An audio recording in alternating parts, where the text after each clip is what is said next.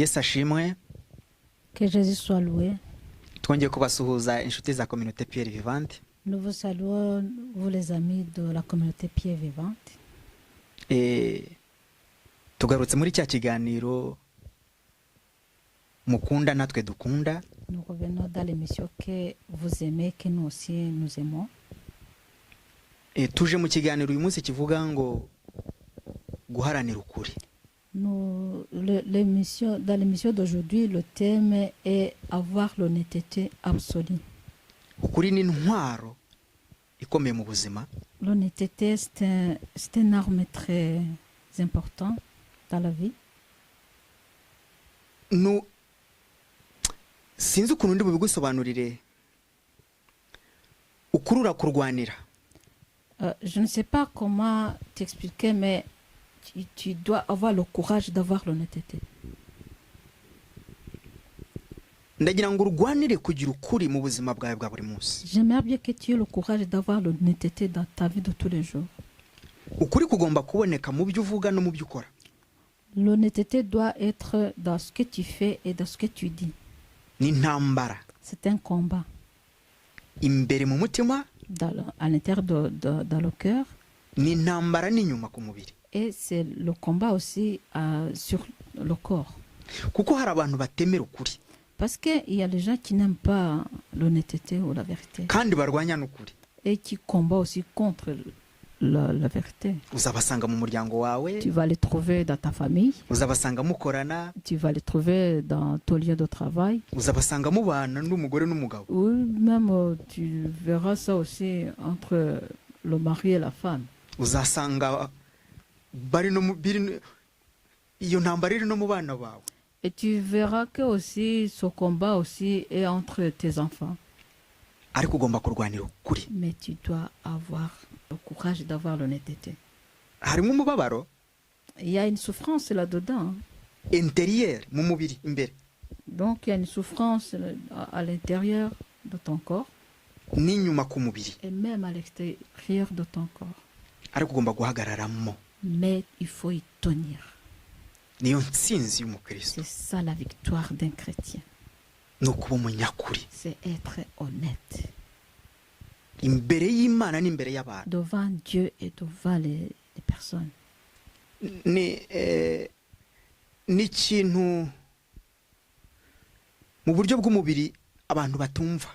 D'une façon physique, les gens ne comprennent pas ça. Non. Parce qu'il y a même les gens qui utilisent le mot, oui, il faut avoir l'intelligence quand même. Non. Laissez-moi te dire une chose. L'intelligence qui n'a pas l'honnêteté devant Dieu, c'est insensé. Alors si tu as l'intelligence, qui va te donner l'intelligence? C'est impossible. Toi-même, tu te contredis. Toi-même, tu te combats. C'est lui qui donne l'intelligence, tu lui donnes pas une raison. Alors où est-ce que tu vas trouver la vérité? Est-ce que tu combats? Où est-ce qu'il est?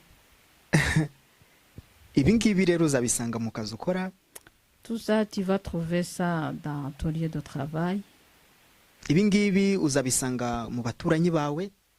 Tout ça, tu vas trouver dans tes voisins. Yewe uzanasanga abantu benshi bagerageza kurwanya ukuri ariko banakoresheje na Bibiliya. Et tu vas même remarquer les gens qui essaient de combattre l'honnêteté en utilisant la Bible. Ariko kugira ngo urwanire ukuri muri wowe. Mais pour que toi tu combats pour l'honnêteté en toi, bigomba kurwanira mu mutima wawe. Ça doit être dans ton cœur. Kandi ukarwanisha ibikorwa byawe. Et toi tu combats avec tes actes que tu poses. Amen. Amen. Droit y'umuntu, le droit de quelqu'un, cyangwa se ukuri k'umuntu, ou bien la vérité de cyangwa se honnêteté d'une personne. Ndiko bivuga mu gifaransa. Cyangwa se kugendera mu nzira y'ukuri. Ou bien marcher dans le bon chemin ou dans le chemin qui est honnête. iyo urwanira ukuri kenshi uhura n'imitego.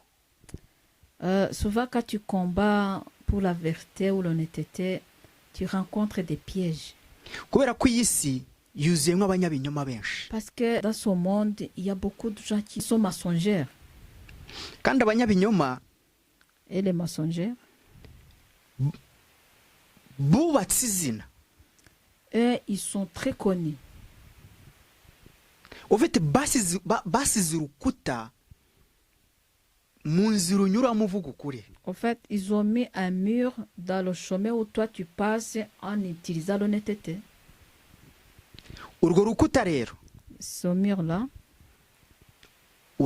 ugomba kurusenya. Tu dois le détruire. Kugira ngo urusenye, pour que tu le détruises, hariho patience. Il faut avoir la patience. Harimo gukunda ibyo ukora. Il faut aimer ce que tu fais. Harimo uburenganzira bw'icyo ushaka. Il y a aussi le droit de ce que toi tu veux. Kandi ugomba kugerayo. Et il faut y arriver.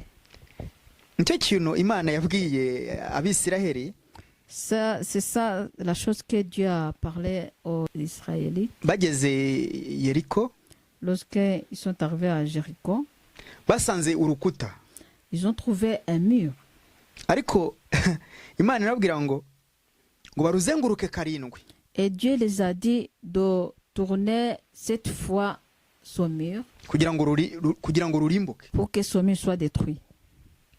Kugira ngo urukuta ruri imbere yawe rurimbuke. Pour que le mur qui est devant toi soit détruit. Ntabwo ari kuzenguruka. C'est pas le fait de tourner autour. Nukuba mu byo wemera.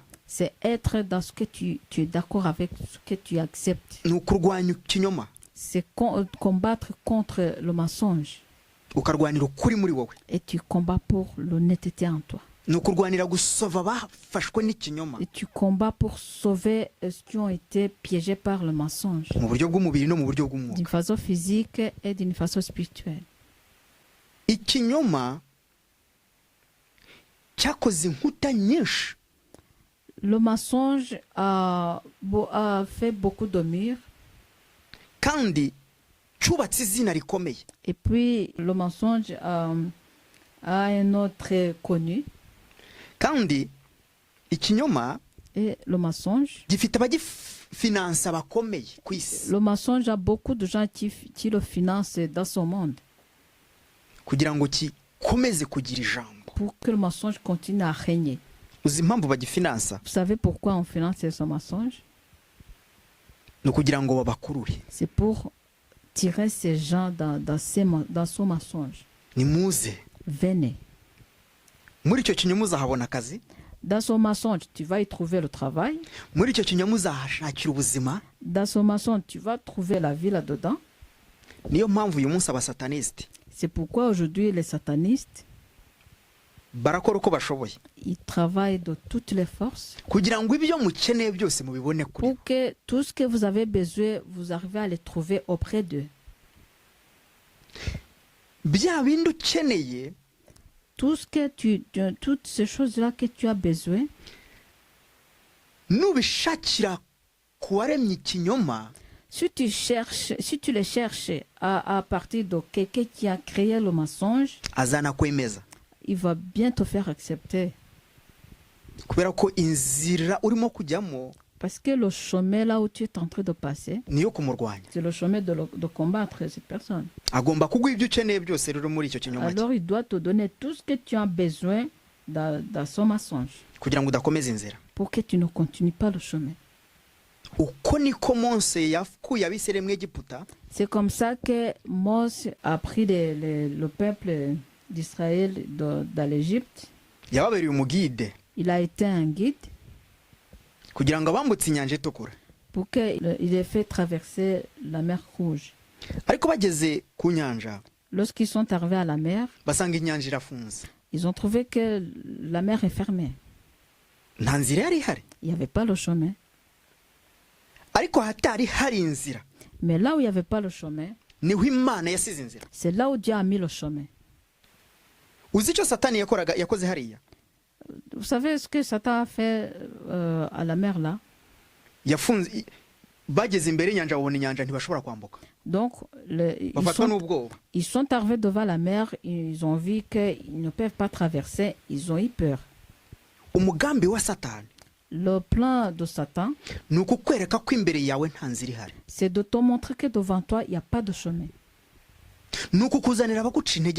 C'est amener les gens qui viennent pour te décourager dans ton chemin. Ici il n'y a pas le chemin. Ça c'est pas ta vie qui te mérite. Tu sais ce que Satan veut en toi? Recule. Les Israélites ont commencé à se lamenter contre Moïse. Ils ont commencé à dire pourquoi tu nous as fait quitter l'Égypte. Et aussi dans l'Égypte là aussi des Israélites mouraient aussi. Il y avait aussi des tombeaux. Et puis ils voyaient que aussi des armées de Pharaon, ils étaient derrière eux. Il y avait aussi la mer devant eux. Je ne sais pas ce qui t'entoure dans ta vie. Je ne sais pas ce qui t'entoure dans ton foyer. Je ne sais pas ce qui t'entoure dans ta famille, dans ton travail, dans la vie de tous les jours. Je ne sais pas ce que Satan est en train de te montrer dans ta vie de tous les jours. Mais j'aimerais bien te dire, continue ton honnêteté. Combat. Parce que Satan est en train de te combattre aussi. C'est pourquoi il te montre la facilité. C'est pourquoi il t'a amené tout ce que tu as besoin dans ta vie. La parole de Dieu dit, vous avez la permission de tout. Mais tout ce qui est permis ne sont pas aussi bon pour nous. Ça veut dire, il faut penser, il faut réfléchir. C'est ça le cœur, là, ce qu'on est en train de parler. Dans la décision réfléchie. Tu vois les gens. Moi aussi je fais partie. Toi aussi. Les choses qui nous font du mal, c'est ce que nous voyons. C'est ce que nous entendons. Mais j'aimerais bien te dire, il y a quelque chose d'extraordinaire. C'est ce que Dieu a préparé pour toi. C'est ce que Dieu a préparé en toi. Tu sais pourquoi on est en train de te combattre? C'est que on te combat parce que tout ce que Dieu a préparé en toi, tu es vraiment au bout de ces choses. Tu es à la porte, tu es prêt à ouvrir la porte. Tu as la clé. Parce que tu as la clé, Satan a vu ça. Il doit t'envoyer les armées pour te combattre, pour te détruire. Laisse-moi te dire, continue ton chemin. Je sais qu'il y a beaucoup de dérapants. Même dans le chemin là où tu passes, il n'y a pas à manger. Même les chaussures sont déjà détruites. Continue. Tes chaussures sont trop, mais continue, il ne faut pas te décourager. Peut-être que tu as la soif aussi, mais continue. Continue. Ce que Satan veut, c'est pour qu'il te donne ce que tu veux et pour que tu sois en retard dans ton voyage. C'est pour te faire traîner. Peut-être qu'il a fait tomber la pluie dans ton chemin où tu passes pour que tu glisses. Non. Continue le chemin. Continue, combat en continuant le chemin. Il y a les choses que les gens ont peur de ça. Peut-être que tu as peur de calomnies ou de médisances. Tu as peur de gens qui te parlent du mal derrière toi. Ça aussi, ça fait partie de ton voyage, de ton chemin où tu passes. Mais oui. Satan nous met des pièges devant nous en sachant que ce que nous n'aimons pas, c'est ça qui nous rend faibles. Pour qu'on traîne. Pour que tu sois en retard.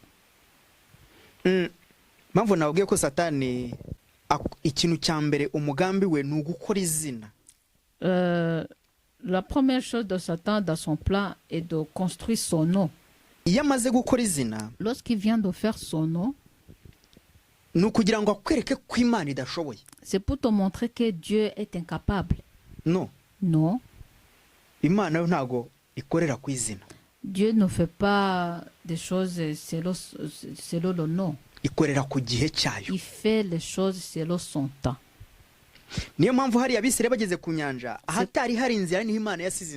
C'est pourquoi lorsque les Israélites sont arrivés sur la mer Rouge, là où il n'y avait pas le chemin, c'est là où Dieu a mis le chemin. Là où tu ne penses pas qu'il n'y a pas le chemin, c'est là où il y a le chemin de Dieu.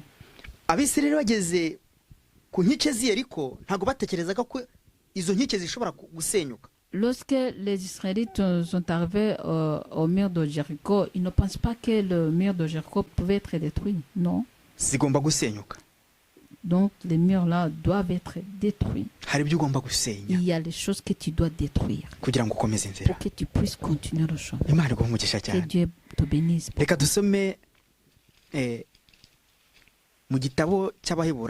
On va lire dans Hébreu. Que Dieu vous bénisse.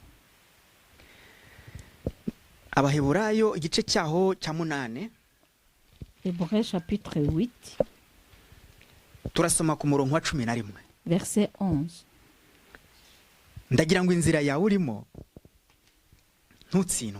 J'aimerais bien que là où tu es dans ton chemin, tu ne sois pas vaincu. ngo umuntu wese yigishe mugenzi we cyangwa ngo yigishe mwene se ati menya Uwiteka kuko bose bazamenya uhereye kuworoheje hanyuma y'abandi ukageza kukomeye uruta abandi. Hébreu chapitre 8 murongo wa 11. Imana ibamugisha cyane. 11. Aucun n'enseignera plus son concitoyen, ni aucun son frère, en disant « Connais le Seigneur, car tous me connaîtront, depuis le plus petit jusqu'au plus grand d'entre eux. » Amen. Amen. Bose bazamenya. Tous me connaîtront. Reka mbabwire inshuti z'Imana. Laissez-moi vous dire, bien-aimé de Dieu. Sinzi uriwe. Je ne sais pas qui tu es. Sinzi icyo uri cyo. Je ne sais pas ce que tu fais. Ariko aho uri. Mais là où tu es, ijambo ry'Imana rikugeraho. La parole de Dieu arrive sur toi. Sinzi nimba woroheje. Je ne sais pas, tu es simple. Sinzi nimba unakomeye. Et je ne sais pas si tu es quelqu'un de haut niveau. C'est toi qui te connais avec Dieu. Ariko reka nkubwire ikintu kimwe. Mais j'aimerais bien te dire une chose. Imana iragushaka. Dieu veut de toi, a besoin de toi. Il a besoin que tu combats l'honnêteté en toi. Il veut que tu sois quelqu'un qui a la confiance en toi. Dieu t'appelle. Dieu te supplie. Dieu te supplie en te disant viens. C'est pas parce qu'il te demande de pardon. C'est parce qu'il veut faire du bien, te faire du bien. Il veut que tu le connaisses. Dieu veut te guider à connaître des bonnes choses. Que tu sois quelqu'un de haut niveau. Dieu veut t'élever encore. Après cette vie, il y a une autre vie. après ce que tu entends et ce que tu fais, il y a les autres choses. Dieu veut te pardonner. Dieu veut changer ton histoire. Dieu veut changer ta façon de penser, ta façon de faire. On va retourner dans le livre de Corinthiens. Corinthiens 2. 2 Corinthiens. Tuhasome ku murongo waho wa 14. Igice cya 13 ku murongo wa 14. On va lire dans chapitre 13 verset 14. Mu gifaransa ni 14 ni oui. En français c'est verset 13. Ndagira ngo tusome uyu murongo dutekereza cyane. J'aimerais bien que nous méditons sur cette parole en la lisant. Ubuntu bw'umwami wacu Yesu Kristo n'urukundo rw'Imana no kubana n'umwuka wera bibane namwe mwese. Que la grâce du Seigneur Jésus-Christ, l'amour de Dieu et la communication du Saint-Esprit soient avec vous tous. Amen. Amen. Imana muri kwa gukomera kwawe. Dieu, dans ta grandeur, irashaka kuguha umwuka wera. Il veut te donner du Saint-Esprit. Kugira ngo ubane nawe. Pour que le Saint-Esprit soit avec toi. Kugira ngo umwuka wera ukuyobore. Pour que le Saint-Esprit te guide. Muri ya nzira yawe. Dans ton chemin là. Irimo ibikomeye byinshi ntazi. Il y a beaucoup de difficultés que moi je connais pas. Irimo intambara nyinshi ntazi. Il y a beaucoup de combats que moi je connais pas. Ariko Imana yashaka kuguha umwuka wera ukuyobora. Mais Dieu veut te donner le Saint-Esprit qui te guide. Kugira ngo igendane nawe. Pour que tu marches avec lui. Imana igufashe cyane. Que Dieu t'aide. Muri iyo nzira. Dans son chemin là. Nukugira ngo ugire aho Imana yaguteguriye kuba mukuri. C'est pour que tu arrives là où Dieu a déjà préparé à vivre dans l'honnêteté. Reka dusome ku murongo wa 8. On va lire au verset 8. Kuko ntacyo dushobora gukora ngo turwanye ukuri keretse kukurwanira. Car Amen. Nous n'avons pas de puissance contre la vérité, nous n'en avons que pour la vérité. Amen. Imana idufashe cyane. Que Dieu nous aide beaucoup. Ukurwanya uwo ari we wese. Quiconque qui te combat, sinzi urwego rwe, sinzi ubushobozi je ne sais pas sa grandeur, je ne sais pas sa capacité. Ariko ndagira ngo nkubwire ikintu kimwe. Mais je vais bien te dire une chose. Komeza inzira yawe nkuko twabibonye. Continue ton chemin comme on a vu. Nubwo harimo ubunyerezi. Même si ça glisse. Sinzi intwara afite uko zingana. Je ne sais pas quelle arme qu'il a. Ariko rwanira ukuri kwawe. Mais combat pour ton honnêteté. Rwanira ukuri nkuko ijambo ry'Imana rivuze. Combat pour l'honnêteté comme la parole a dit. Kuko ntacyo ashobora gukora uwo ari we wese. Parce que cette personne-là ne peut rien te faire. Ngo arwanye ukuri. Pour combattre l'honnêteté. Ntacyo umuntu mubana azakora, ntacyo umuntu mukorana azakora ngo arwanye ukuri. Il y a rien que ton collègue de travail peut faire ou quelqu'un qui vit avec toi à la maison pourra faire pour combattre la vérité. Satana aguha ibyo ukeneye byose mu isi. Satan te donne tout ce que tu as besoin dans son monde. Ariko ntabwo azarwanya ukuri. Mais il ne va pas combattre contre la vérité. Ibyo byose ari kubiguha kugira ngo arwanye ukuri. Tout ça, Satan te donne pour combattre la vérité. Ariko ntazatsinda ukuri. Mais il va pas vaincre contre la vérité. Ukuri ntigutsindwa. La vérité ne soit pas vaincue. Reka dusubire hariya twari turi mu Baheburayo. On va retourner dans Hébreux là où nous étions tout à l'heure. Ukuri ntikutsindwa. La vérité ne soit pas vaincue. Ngiye nkunda kubabwira ngo ukuri kuca muri escalier. Moi je vous dis souvent que la vérité passe dans les escaliers. Ariko ikinyoma kikazamuka muri ascenseur. Et puis le mensonge monte dans l'ascenseur. Ikinyoma kirihuta cyane. Le mensonge va très vite. Ariko kuri kugenda gukubura. Ibibi byose mu nzira. Mais la vérité il marche en balayant toutes mauvaises choses dans le chemin. Niyo mpamvu kuritonda. C'est pourquoi la vérité est sage. Mu Kinyarwanda bajya baca umugani ariko sibyo nshaka ndagira ngo n'urugero nshaka kubaha. ngo uwitonze atora icyaheze. En Kinyarwanda, il y a le proverbe qui dit que quelqu'un qui est sage ramasse ce qui était épuisé. Ndagira ngo witonde. J'aimerais bien que tu sois sage. Kugira ngo uhagarare mu kuri. Pour que tu tiens dans la vérité. Ngiye kubabwira ikintu ariko kirasekeje. Je vais vous dire une chose, mais c'est rigolo. Kuri njyewe, pour moi, ni icy'agaciro. Pour moi, c'est quelque chose qui a de la valeur. Bwanjye ntago nanga umuntu ndwanya. Moi, je n'aime pas quelqu'un qui combat contre moi. Non, nge ndabikunda. Quelqu'un qui me combat, je l'aime. Kandi cyane. Je l'aime beaucoup même. Reka mbabwire uko njyewe ntekereza. Je vais vous dire comment moi je pense.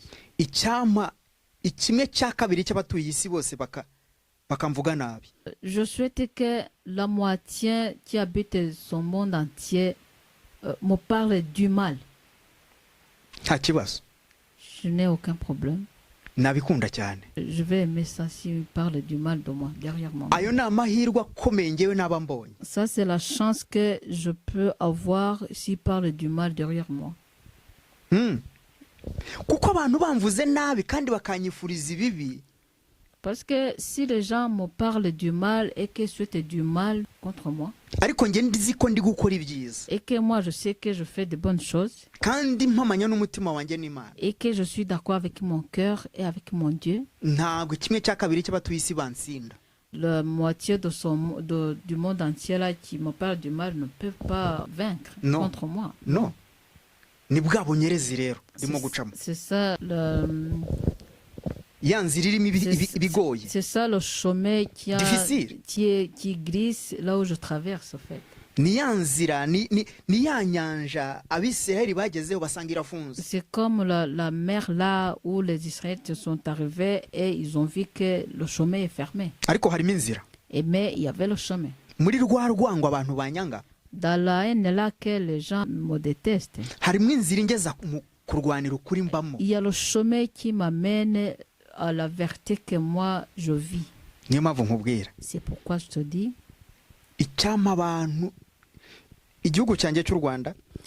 mon cœur, mon pays Rwanda, je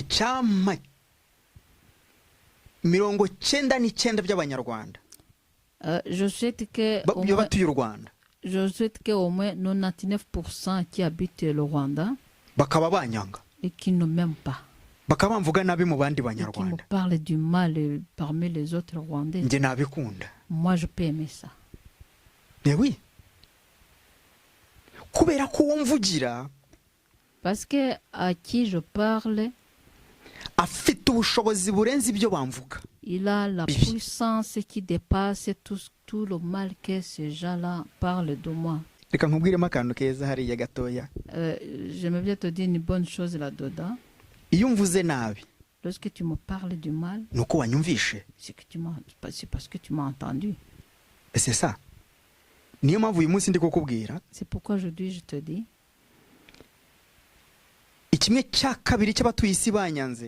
si la moitié de la personne qui habite son monde entier et qui m'aurait, moi je peux remercier Dieu. À côté de la haine, il y a le chemin de l'amour. Que Dieu t'aide beaucoup. J'aimerais bien que tu penses et que tu regardes quelque chose qui est plus important que la haine habite en toi.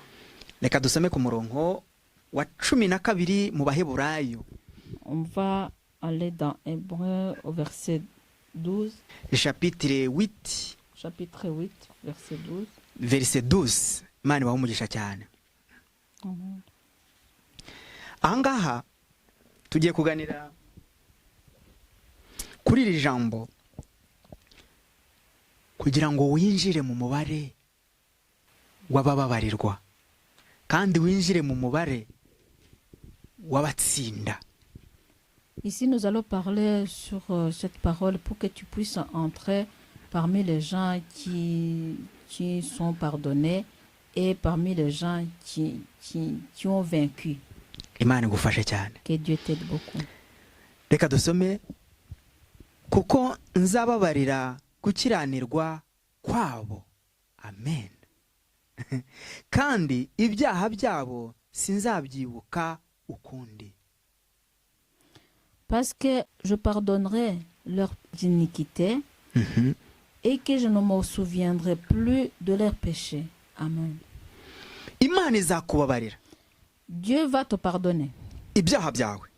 Dieu te pardonnera tes péchés ou tes iniquités. Gukiranirwa kwawe kose. Toutes tes iniquités.